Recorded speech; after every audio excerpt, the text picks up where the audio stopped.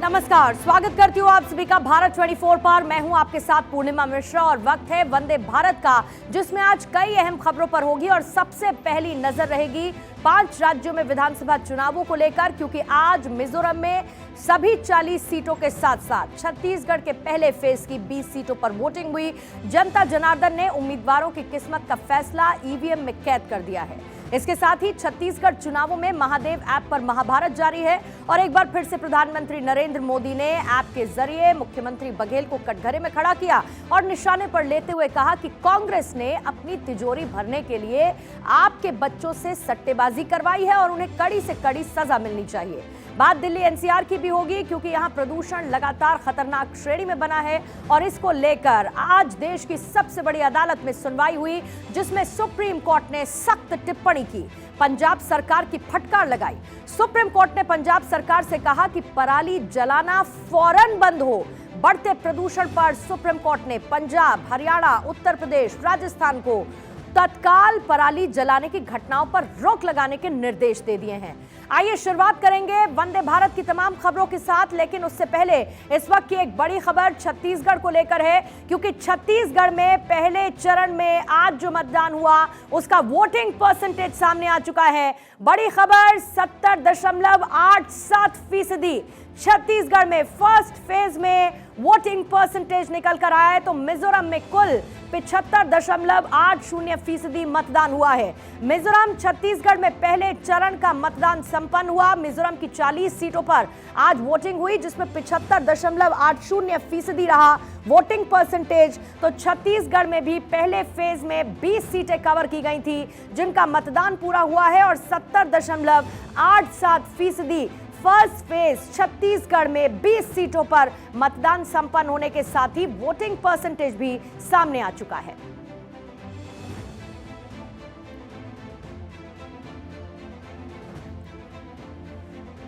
तो छत्तीसगढ़ के पहले चरण और साथ ही मिजोरम की सभी सीटें 40 सीटों पर वोटिंग खत्म हो चुकी है। छत्तीसगढ़ में पहले चरण में जहां पर नक्सल प्रभावित इलाकों में वोटिंग हुई, कुछ जगहों पर हिंसा की खबरें भी आई, लेकिन कुल मिलाकर मतदान शांतिपूर्ण कहा जा सकता है। फर्स्ट फेज में बस्तर संभाग और साथ ही राजनांदगांव के साथ साथ बाकी जिलों की 20 सीटों पर वोटिंग हुई है। तो मिजोरम की सभी 40 सीटों पर मतदान हुआ और इसी के साथ दिग्गजों का भविष्य ईवीएम में कैद हो चुका है। आइए डिटेल्स इसकी दे देते हैं, क्योंकि छत्तीसगढ़ और साथ ही मिजोरम में अब वोटिंग खत्म हो चुकी है। छत्तीसगढ़ में 20 विधानसभा सीटों पर यह वोटिंग हुई, तो मिजोरम में सभी 40 सीटों पर मतदान हुआ। दुर्ग और बस्तर इलाके में ये वोटिंग हुई है। नक्सल प्रभावित ये इलाके हैं और इसीलिए पोलिंग बूथ्स पर सुरक्षा चाक चौबंद कर दी गई थी। दुर्ग और बस्तर खासतौर से अगर आप बात करेंगे तो ये कांग्रेस का गढ़ माना जाता है, क्योंकि 2018 के चुनाव में यहां इन 20 सीटों में से 19 सीटें कांग्रेस के खाते में हैं। देखिए, 2018 में कांग्रेस के पास पहले 17 थी जब ये इलेक्शन जीता, फिर उसके बाद 2 विधानसभा सीटें बढ़ी बायलैटरल इलेक्शंस के साथ ही। बीजेपी के 2 एमएलए उस दौरान जीते थे। तो सुकमा में 2 अलग अलग आईजी ब्लास्ट हुए हैं और कांकेर में नक्सलियों के साथ एनकाउंटर सुरक्षा बलों का हुआ है। लेकिन छत्तीसगढ़ का फर्स्ट फेज और इसके साथ ही मिजोरम का 40 सीटों का यह फेज कंप्लीट हो चुका है और वोटिंग आज संपन्न हुई।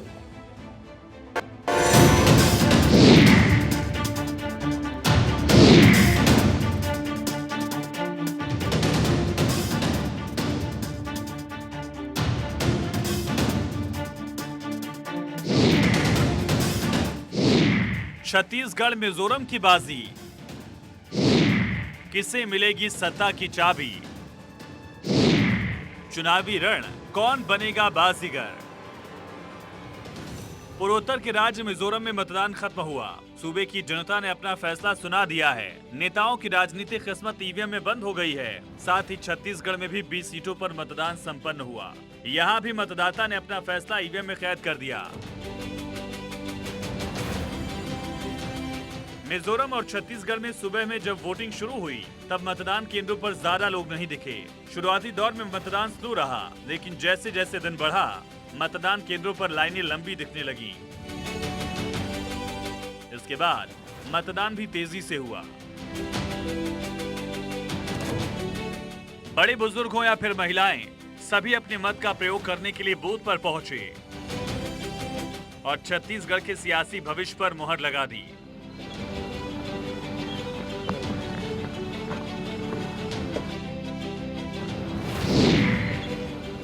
लोकतंत्र के महापर्व में दिग्गजों ने अपने मताधिकार का प्रयोग किया। दोनों राज्यों के तमाम नेताओं ने वोटिंग की। मतदान से पहले नेताओं ने मंदिर में जाकर पूजा अर्चना की। इसके बाद अपने मत का प्रयोग किया।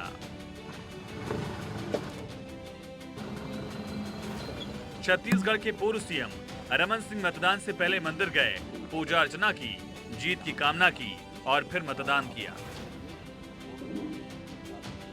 पूर्ण बहुमत के साथ छत्तीसगढ़ में भारतीय जनता पार्टी की सरकार बने और जो सुशासन और विकास की कल्पना छत्तीसगढ़ की जनता के मन में है, वो विश्वास छत्तीसगढ़ की जनता जीते और भारतीय जनता पार्टी निश्चित रूप से इस बार के चुनाव अभियान के बाद 100% विश्वास मुझको है कि भारतीय जनता पार्टी प्रथम चरण में बस्तर और राजनांदगांव को मिला दे तो 20 सीटों के साथ हम पहले चरण में ही बहुमत की दिशा में आगे बढ़ेंगे और 14 से 15 सीटों पर भारतीय जनता पार्टी पहले चरण में और दोनों चरण मिला के स्पष्ट बहुमत के साथ भारतीय जनता पार्टी की सरकार छत्तीसगढ़ में बनने जा रही है। छत्तीसगढ़ विधानसभा चुनाव के पहले चरण के तहत नक्सल प्रभावित बस्तर संभाग और राजनांदगांव समेत 4 अन्य जिलों की 20 सीटों पर मतदान हुआ। मिजोरम की सभी 40 सीटों पर वोटिंग हुई। छत्तीसगढ़ में आज कई दिग्गजों का भविष्य दांव पर है। इनमें पूर्व मुख्यमंत्री रमन सिंह, प्रदेश कांग्रेस अध्यक्ष और बस्तर सांसद दीपक बैज, कांग्रेस सरकार के 3 मंत्री, बीजेपी की ओर से 4 पूर्व मंत्री और एक पूर्व IAS अधिकारी शामिल है।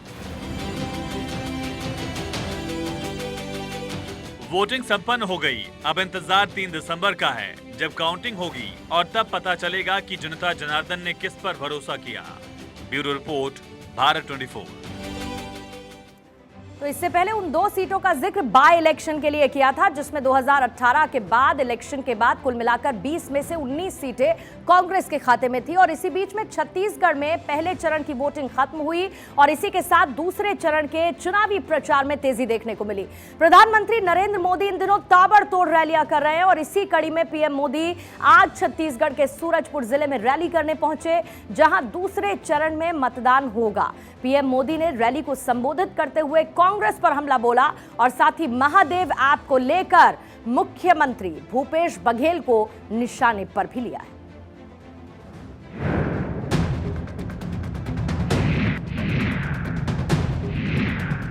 महादेव के नाम पर भी घोटाला कर दिया। महादेव ऐप पर छत्तीसगढ़ में महाभारत, सट्टे की मलाई, सियासी पारा हाई, कांग्रेस पर वार, पीएम मोदी का सियासी प्रहार। छत्तीसगढ़ में पहले चरण की वोटिंग हो गई। 20 सीटों के उम्मीदवारों का भाग्य ईवीएम में कैद हो गया और इसी के साथ सेकेंड फेज को लेकर धुआंधार चुनाव प्रचार हुआ। इलेक्शन कैंपेन में महादेव ऐप की गूंज सुनाई दे रही है। सूरजपुर में प्रधानमंत्री नरेंद्र मोदी ने प्रदेश सरकार पर जमकर हमला बोला। उन्होंने कहा कि महादेव ऐप की चर्चा देश विदेश में सुनाई दे रही है। कांग्रेस ने छत्तीसगढ़ के युवाओं को क्या क्या सपने दिखाए थे और दिया क्या? उन्होंने महादेव के नाम पर भी घोटाला कर दिया। महादेव के नाम पर महादेव सट्टेबाजी घोटाले की चर्चा आज देश और विदेश में हो रही है। 30% कक्का, खुलेआम सट्टा। ये 30% कक्का खुलेआम सट्टा चला रहे थे। आदिवासी सूरजपुर में पीएम मोदी ने आदिवासी, गरीब से लेकर तमाम मुद्दे उठाए और इन्हीं मुद्दों के जरिए पीएम मोदी ने कांग्रेस को निशाने पर लिया। ग्रैंड ओल्ड पार्टी को कहा कि गरीबी हटाओ का नारा दशकों पहले दिया गया था, मगर गरीबी नहीं हटी। खुद कांग्रेस के नेता अमीर हो गए। जब केंद्र में कांग्रेस की सरकार थी तो उसे लगता था कि आदिवासियों के लिए पैसे खर्च करना मतलब गड्ढे में पैसे डालना, बर्बाद करना, यही उनकी सोच थी। लेकिन भाजपा ने जब भी आदिवासी हितों की बात आई, सरकार का खजाना खोल दिया, तिजोरी खोल दी दोस्तों। विधानसभा चुनाव के दौरान छत्तीसगढ़ की सरकार मुसीबतों से घिरती नजर आ रही है। पहले चरण की वोटिंग से पहले ईडी ने दावा किया था कि महादेव सट्टेबाजी ऐप के प्रमोटर्स ने सीएम बघेल को 508 करोड़ रुपए दिए थे। इसके बाद बीजेपी हमलावर है। केंद्रीय मंत्री अनुराग ठाकुर ने कहा कि सट्टे के पैसे से कांग्रेस सत्ता चाहती है। मुख्यमंत्री भूपेश बघेल ने इसे बदनाम करने की कोशिश बताया। देश के 75 वर्षों के भ्रष्टाचार में भूपेश बघेल जी का एक ऐसा उदाहरण आया है कि जिसने एक नहीं अनेक भ्रष्टाचार किए हैं। उनकी सरकार में गोठान घोटाला, कोयला घोटाला, शराब घोटाला, पेपर लीक घोटाला और अब महादेव ऐप घोटाला, घोटाले पे घोटाला। और छत्तीसगढ़ में कहते हैं घोटाला करो, भ्रष्टाचार करो और भूपे करो, भूपेश बघेल को पेमेंट करो। ये रमन सिंह के साथ जो 2 अधिकारी और रहते थे ना, ये इसी प्रकार की स्टोरी बनाते थे। वही स्टोरी अभी दिखाई दे रहा है। तो ये पूरा प्लांटेड है। इसका मतलब है भारतीय जनता पार्टी हार मान चुकी है।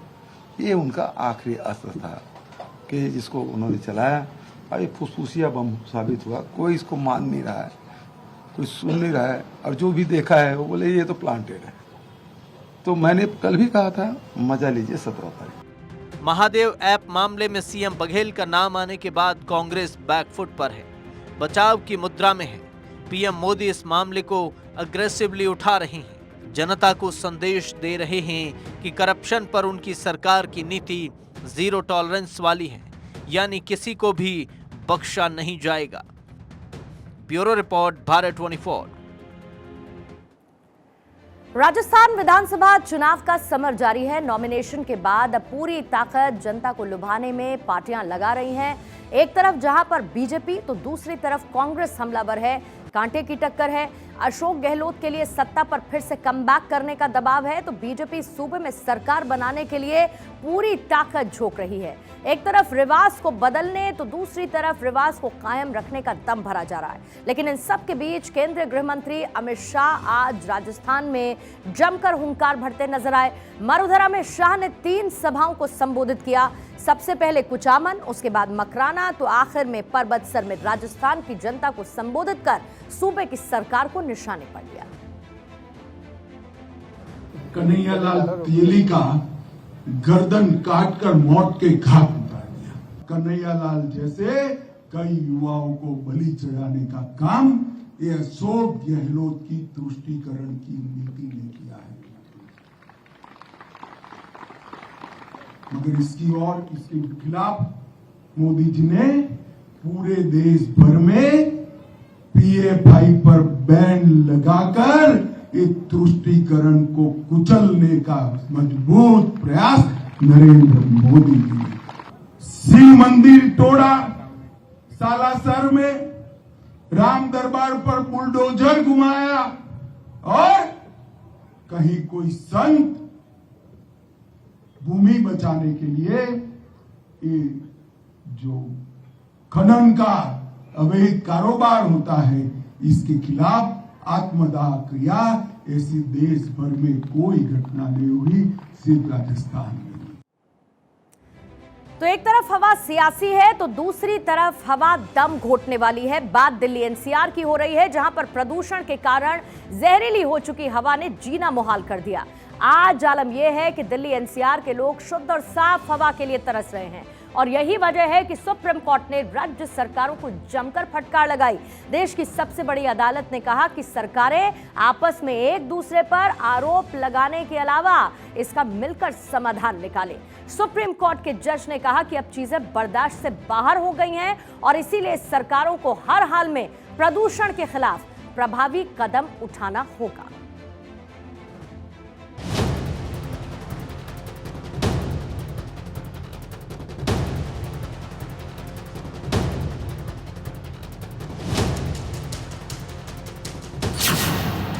पॉल्यूशन पर सुप्रीम फटकार, क्या कर रही सरकार? दिल्ली पंजाब में सेम सरकार, फिर क्यों ऐसा हाल? पंजाब में जलती पराली, सुप्रीम कोर्ट सख्त। दिल्ली एनसीआर में प्रदूषण के कारण जहरीली हो चुकी हवा से जीना मुहाल हो रहा है। लगातार 8वां दिन है जब वायु प्रदूषण गंभीर श्रेणी में बरकरार है। पॉल्यूशन का असर लोगों पर दिख रहा है। आलम यह है कि कई लोगों को आंखों और सीने में जलन की शिकायतें हो रही हैं। प्रदूषण को कम करने के लिए कई तरह के कदम उठाए गए, मगर नाकाफी है।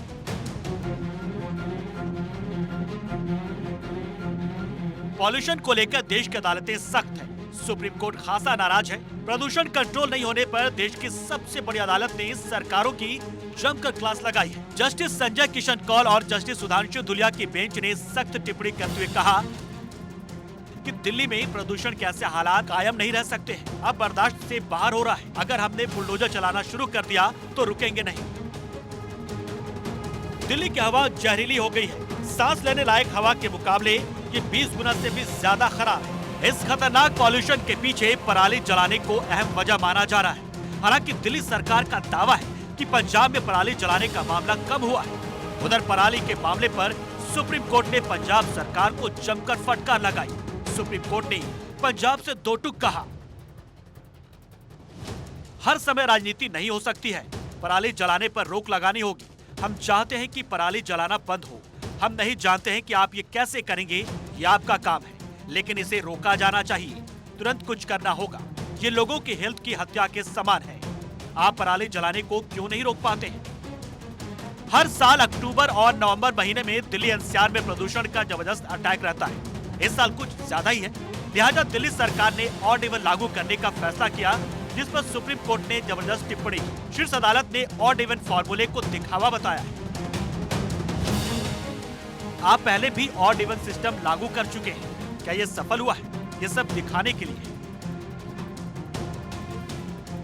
सुप्रीम कोर्ट की टिप्पणी पर अब ऑड इवन फॉर्मूले पर संशय वाली स्थिति हो गई है, क्योंकि दिल्ली सरकार ने पहले कहा था कि 13 नवंबर से ऑड इवन लागू होगा, मगर सुप्रीम कोर्ट के ऑब्जर्वेशन के बाद दिल्ली सरकार बैकफुट पर है। पर्यावरण मंत्री गोपाल राय ने कहा कि सुप्रीम कोर्ट के आदेश के अध्ययन के बाद इस पर फैसला होगा। देखिए, जितना भी मीडिया में हमने खबरें देखी हैं, सुप्रीम कोर्ट ने पटाखों को लेकर के, पराली को लेकर के, दिल्ली के चारों तरफ जो प्रदूषण हो रहा है उसको लेकर के अपने कई तरह के ऑब्जर्वेशन दिए हैं। अभी हम उनके ऑर्डर का इंतजार कर रहे हैं। हमारी सरकार सुप्रीम कोर्ट का जो भी आदेश है उसको जो है लागू करने के लिए आगे बढ़ेगी। पॉल्यूशन का मामला गंभीर है, क्योंकि ये करोड़ों लोगों के हेल्थ से जुड़ा है। दिल्ली गैस चैम्बर में बदल चुकी है और आज सरकारें एक दूसरे पर आरोप प्रत्यारोप करने में जुटी है। जरूरत इस बात की कि प्रदूषण पर कंट्रोल करने के लिए सरकार अहम कदम उठाए और लोगों को बीमार होने से बचाए। Bureau report, Bharat 24।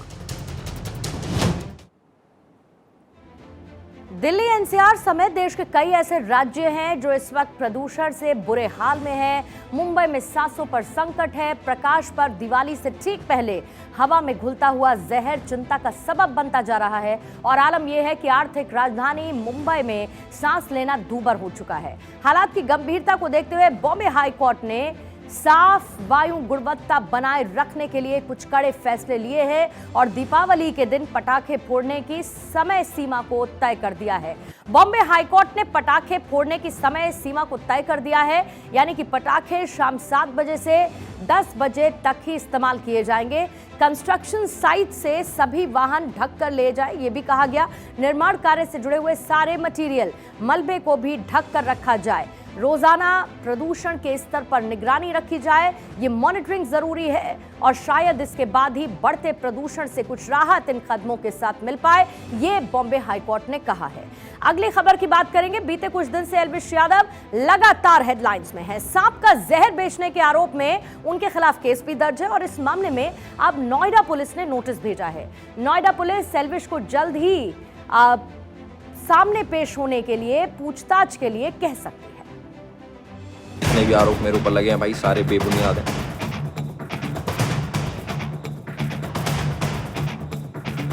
सारे फेक हैं, 1% भी इनमें सच्चाई नहीं है। एल्विश यादव का नंबर आ गया। पुलिस ने भेजा नोटिस, हाजिर हो एल्विश। जल्द होगी एल्विश की गिरफ्तारी। एल्विश यूट्यूबर या सांपों का सौदागर। Big boss OTT winner Elvish Yadav की मुश्किलें बढ़ने लगी हैं। एल्विश पर जांच का शिकंजा बढ़ता जा रहा है। 3 नवंबर को नोएडा में एल्विश के खिलाफ एफआईआर दर्ज हुई, जिसके बाद से ही वो पुलिस की पकड़ से बाहर है। को थाना 20 में ट्रांसफर कर दिया गया और एक अनुभवी निरीक्षक के द्वारा उसकी विवेचना की जा रही है। इसमें जो 5 अभियुक्त थे, इनकी पुलिस कस्टडी रिमांड को हम लोगों ने जो है वो अप्लाई किया है माननीय न्यायालय के समक्ष। साथ ही साथ जो एक अन्य अभियुक्त था, इसको जो है वो बयान देने के लिए नोटिस जारी किया गया है। लेकिन अब पुलिस ने एल्विश को नोटिस भेजा है। 48 घंटे में हाजिर होने को कहा है। माना जा रहा है कि पुलिस एल्विश को आरोपियों के सामने बैठाकर पूछताछ कर सकती है। राहुल के बयान के आधार पर एल्विश यादव से सवाल जवाब हो सकते हैं। एल्विश पर सांपों की तस्करी और जहर बेचने के आरोप हैं। यूट्यूबर एल्विश यादव मामले की जांच नोएडा पुलिस ने तेज कर दी है। नोएडा पुलिस इस पूरे मामले की जांच के लिए एक रणनीति बनाई है, जिसमें सबसे पहले अब नोएडा पुलिस राहुल और उसके 4 साथी यानी 5 सपेरों को एक बार रिमांड पे लेगी। उन 5 से एक बार फिर से पूछताछ की जाएगी। इसके साथ ही नोएडा पुलिस ने एल्विश यादव को नोटिस भेज दिया है और पूछताछ में शामिल होने के लिए कहा गया है। राहुल और एल्विश यादव से आमने सामने पूछताछ की जाएगी। इसके साथ ही राहुल के पास से जो जहर बरामद किया गया था, उसको जांच के लिए भेजा गया है। ये पता लगाया जाएगा कि उस जहर में कितना केमिकल था। इसके साथ ही जांच टीम को कई ऐसे सबूत मिले हैं कि राजस्थान में कई ऐसी पार्टियां हुई थी जिसमें सांपों के जहर का इस्तेमाल किया गया था। उन तमाम सीसीटीवी को खंगाला जा रहा है। एल्विश को जल्द ही इंट्रोगेशन के दौर से गुजरना पड़ेगा। उधर केंद्रीय मंत्री अनुराग ठाकुर ने भी एल्विश के मामले में अपनी प्रतिक्रिया दी। अनुराग ठाकुर ने कहा, एल्विश पर लगे सभी आरोप गंभीर हैं। इसकी जांच होनी चाहिए ताकि सच सामने आ सके। मैं इतना ही कहूँगा, पुलिस ने वहाँ पे कार्रवाई की है, जांच होने दीजिए। बड़े गंभीर आरोप लगे। एल्विश यादव अपने ऊपर लगे आरोपों को सिरे से खारिज कर रहा है, लेकिन उस पर रेव पार्टी में सांप का जहर लाने जैसे गंभीर आरोप लगे हैं। हालांकि अभी तक एल्विश के खिलाफ कोई ठोस सबूत नहीं मिला, लेकिन पुलिस अब कोई भी ढील देने के मूड में नहीं है। Bureau report, Bharat 24। मध्य प्रदेश में जैसे जैसे चुनाव की तारीख नजदीक आ रही है, वैसे ही चुनाव प्रचार तेज हो चला है और इसी क्रम में आज केंद्रीय मंत्री अनुराग ठाकुर ने सागर, बीना, विदिशा में जनसभा को संबोधित किया और अपने प्रत्याशियों के पक्ष में वोट देने की अपील की। कांग्रेस के लोग वो हैं जो नेहरू ने कहा, इंदिरा गांधी ने कहा, राजीव गांधी ने कहा, सोनिया गांधी ने कहा, राहुल गांधी से लेकर प्रियंका गांधी ने कहा, गरीबी हटाओ। गरीब मिट गया, लेकिन गरीबी नहीं हटी थी। अब मोदी सरकार आई है, 13.5 करोड़ गरीब गरीबी रेखा से बाहर पिछले 5 वर्षों में आए हैं। क्योंकि मेरे भाई और बहनों, 4 करोड़ पक्के मकान, 12 करोड़ शौचालय, 13 करोड़ घरों को नल से जल, 60 करोड़ लोगों को 5 लाख का इलाज मुफ्त में दिया, हर घर को, हर गांव को बिजली पहुंचाई, हर किसी को वैक्सीन मुफ्त में लगाई, दवाई भी मुफ्त दिलाई। अब आगे आप सबको 5 लाख का इलाज बिल्कुल मुफ्त में देगी तो भारतीय जनता पार्टी की सरकार देगी।